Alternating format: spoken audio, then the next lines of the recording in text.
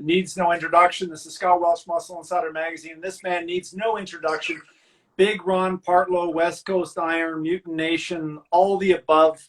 There you go. There you go. Thank you very much for taking time out on a Tuesday and having the chance to talk to us about a very important issue. Yeah, thanks for having me on, Scott. It's been obviously most people have heard that Dusty Hanshaw's had a really bad stretch of unfortunate luck. So with some medical things, really caught obviously everyone just completely blindsided, and it's been a huge challenge for him and his family and everyone dealing with it. I guess I'll just give a brief summary of what happened. So it was about 3 weeks ago. Dusty was eating just steak and rice, and he had an incident where he choked. And it wasn't just a casual, I kind of choked on something. It was I guess it was a bit of a violent choking episode. Obviously, I haven't spoken to him. I think really only one person, his training partner, talked to him, because I think Dusty messaged him and said, we got to move the workout an hour. I have some problems with my food, Yeah. He's like, I just had an episode. I just choked on some steak. I'm not, just give me a bit. And then, the summary of what happened was he threw up some blood, and he knew something was wrong. And then he started coughing blood. And so Dusty realized something was wrong, and he took himself to the hospital, and they quickly realized something, had happened. So they said they're going to put him under and do a scope on his throat. So the last thing that I think anyone really heard from him, I think he texted his training partner, Tommy, and said they're going to scope my throat, figure out what's wrong, So a few hours after he got to the hospital, he was under.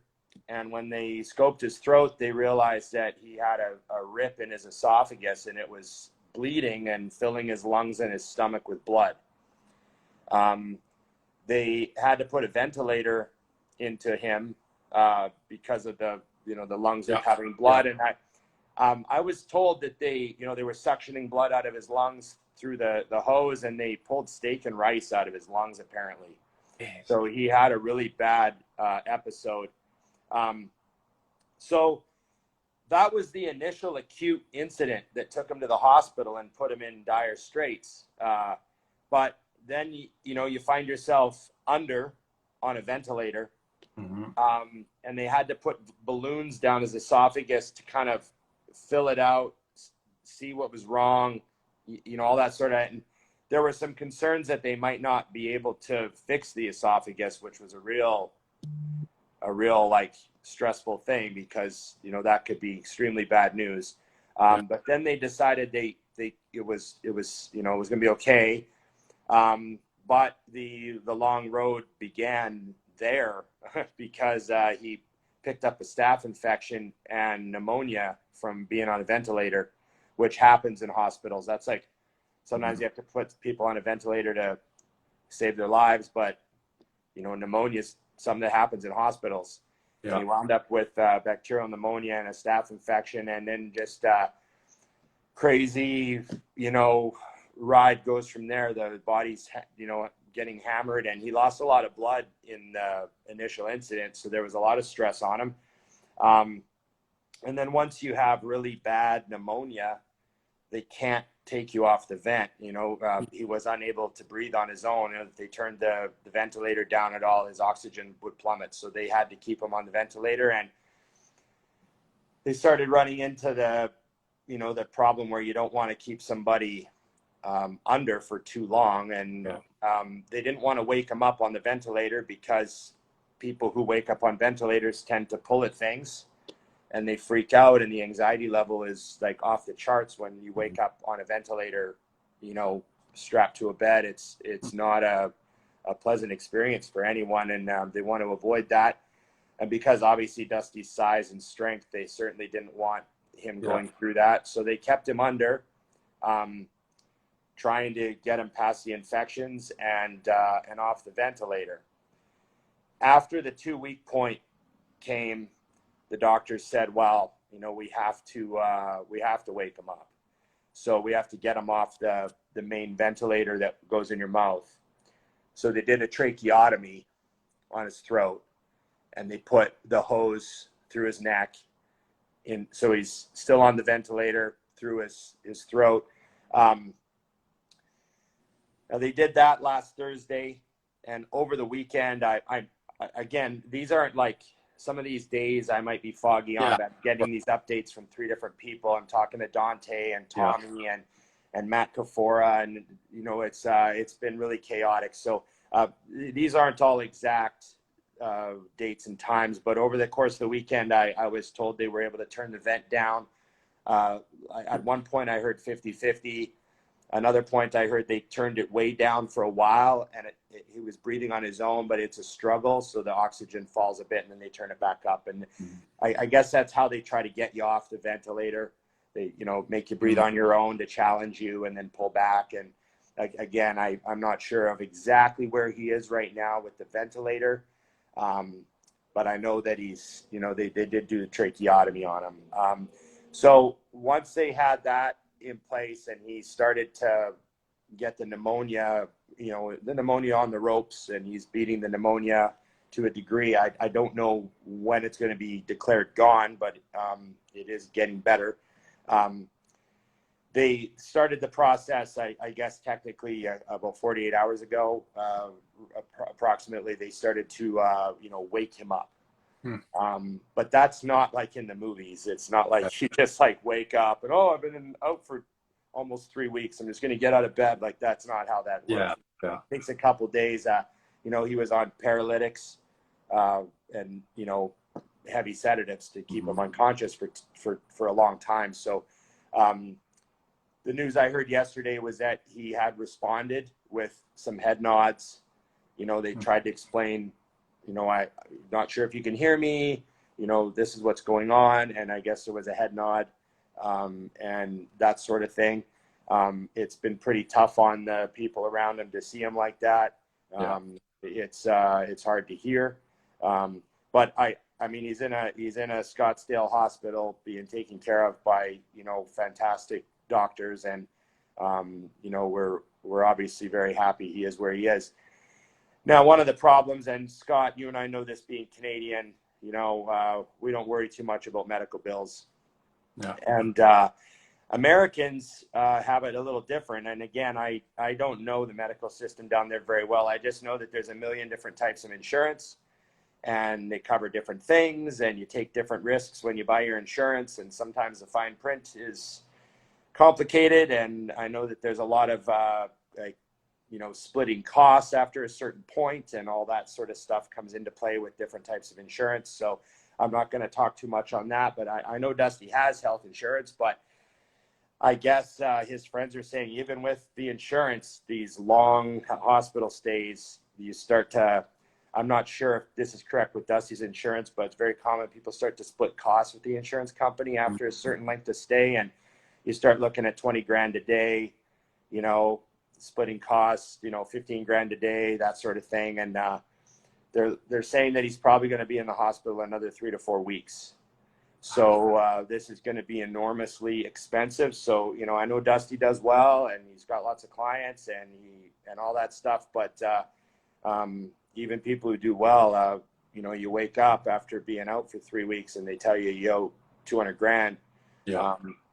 That's a little bit of a shock, especially when you've, you know, just had sort of everything ripped out from underneath you. And we want when Dusty's clear to kind of like understand everything that's happened, we really want him to know that the bodybuilding community and all of his friends and family in the bodybuilding industry were there for him and to help him out, because you know, Dusty also takes care of his mom, and you know, Dusty's a very generous guy with his friends and people that are close to him. And you know, this has been really difficult. So You know, everyone that gave a little bit of money to the GoFundMe, again, I know you're pushing the link for us, and that's really what this is about. It's just some awareness. You know, if you've ever watched It's Just Bodybuilding, or you watch the old iForce videos, or you watch the Mutant videos, or Dining with Dusty.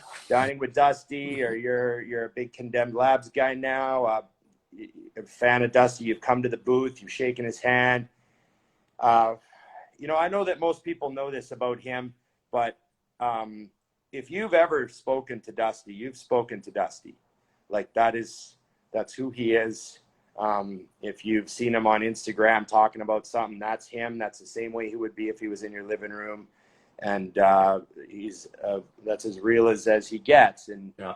He doesn't know how to pretend with fans, and he doesn't really know how to pretend with negotiating business and all that stuff. So, you know, everyone that's dealt with them has 100% gotten Dusty. And I just hope that everyone that's been motivated or inspired by what he's done, with, you know, the training, the nutrition, just the general life motivation, the way he handles himself.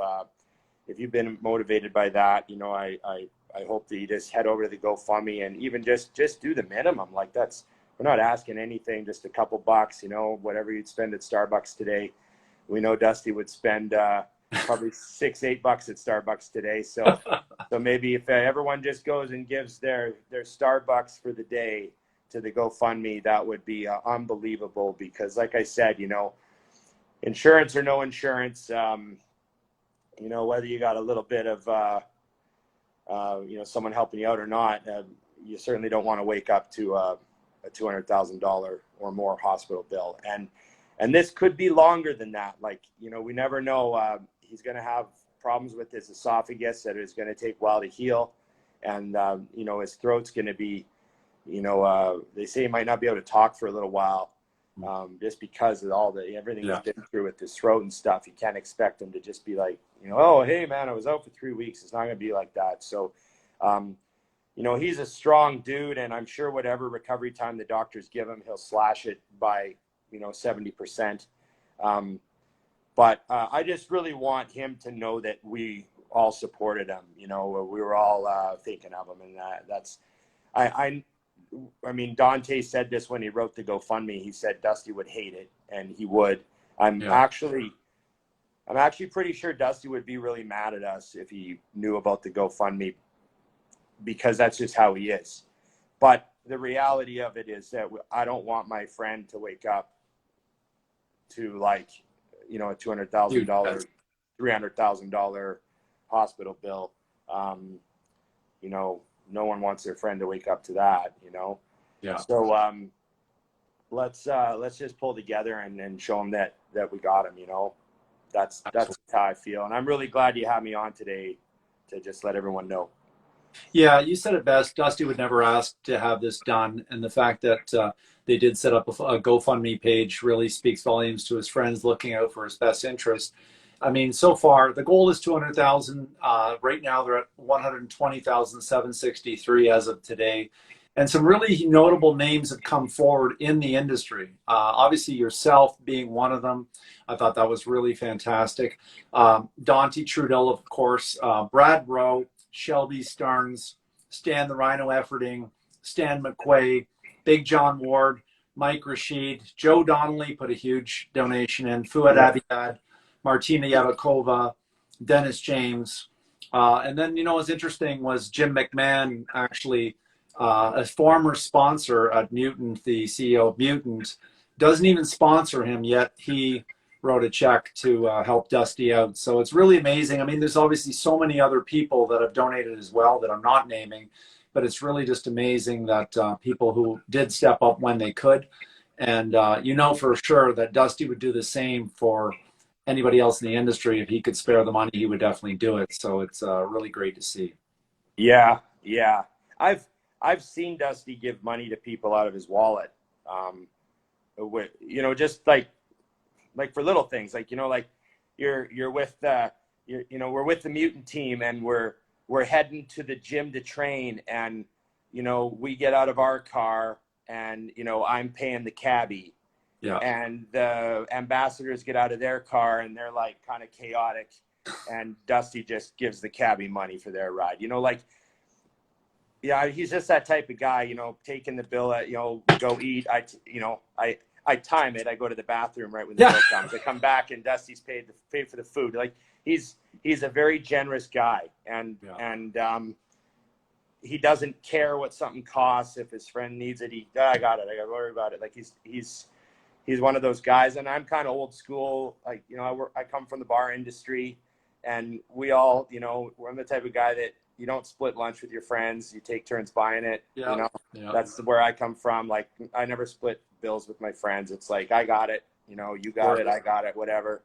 And Dusty's one of those guys, and he's just real generous. So it's nice to know that those people, you know, and thousands of others. I mean, there's like a couple thousand people. I haven't looked in a day or two, but people just give him like $5, and look at what it adds up to. It really makes a huge difference. And yeah, he's going to have a lot of challenges, and we know this is going to be hard for Dusty because, you know, if there's one thing Dusty is good at, I have to give him credit.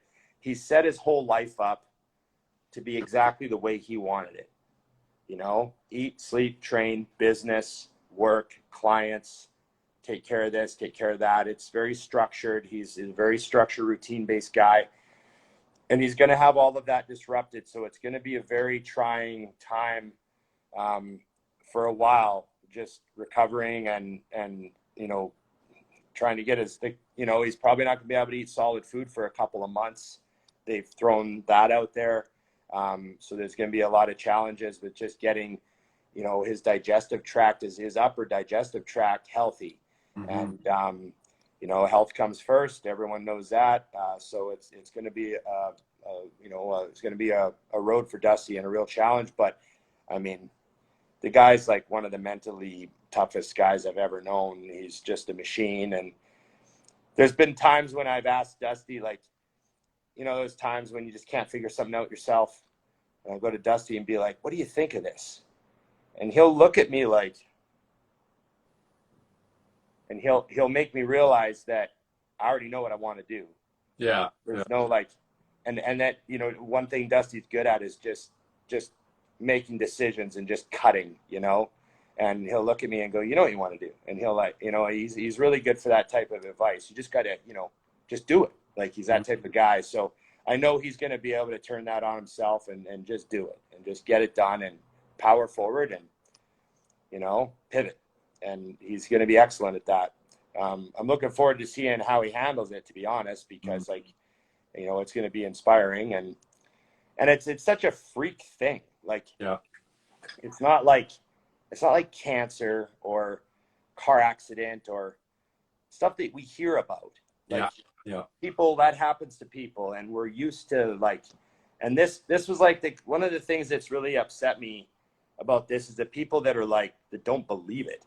Like, I've seen this, like these people on some of the comments, like, yeah, right, he's a ripped esophagus. Yeah, right. Yeah. I'm like, dude, like these people have no idea what's been going on. They, like, his family and his doctors are just like, this is crazy, you know. There is a theory, obviously, like, you know, we're not absolutely sure, but Dante and I were speaking, and, you know, from what the doctors have said, his esophagus was pretty worn out. And they think that maybe, you know, I mean, I know Dusty's had some acid reflux he's been dealing with for years, like a lot of bodybuilders, you know. But also, too, now we're wondering, like, how bad was it, you know? Maybe something that was a little worse than we knew, or maybe even worse than he knew, you know. And they think that, you know, there was a lot of damage to the esophagus, possibly from that over time, and you know, sort of just led to this. And he just happened to have like a violent enough choking incident that it tested the boundaries of what the esophagus could handle.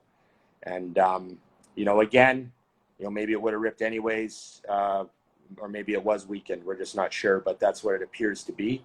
But otherwise, I mean, Dusty's health is fantastic. I remember him showing me his blood work from like a month ago, and it was like great.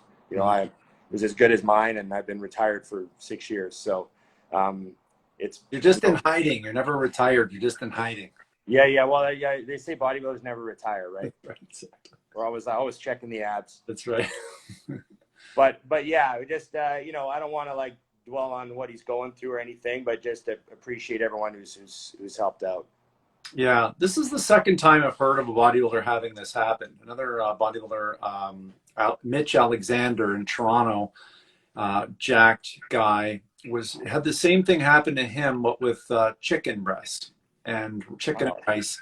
And what it came down to, and this was crazy, he was all by himself, went to take a shower, his girlfriend stepped out to get food for them. He was all by himself and this happened. No one there to help him, rescue him, nothing. And the chicken was so dry because he was trying to, get the fat down as low as he could. And he had a really, really dry, overcooked chicken breast that got stuck inside. And they said that the force that he had as a bodybuilder, just coughing and contracting, this finally gave out. And fortunately, he lived because he was able to get it out. But he actually went unconscious. And his girlfriend came into this to see this blood coming out of his mouth, thought he was dead. But he said the thing he learned out of it was, don't be afraid to have a little bit of oil or a little bit of fat in that chicken.